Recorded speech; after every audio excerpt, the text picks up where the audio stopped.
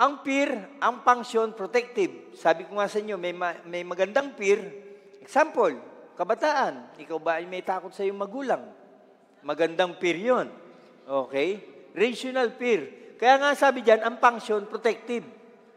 Ang phobia, intense, irrational. Ang function niya, disruptive. Nakakasira ng buhay ng tao.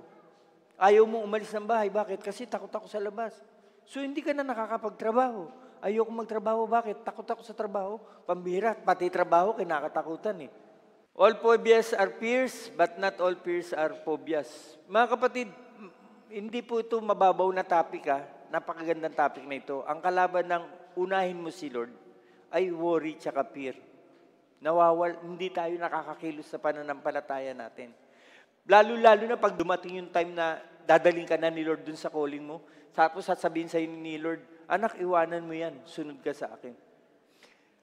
Mga kapatid, ilagay nyo ang sarili nyo kay Abraham nung sinabi ni Lord, i-offer mo yung anak mo sa akin.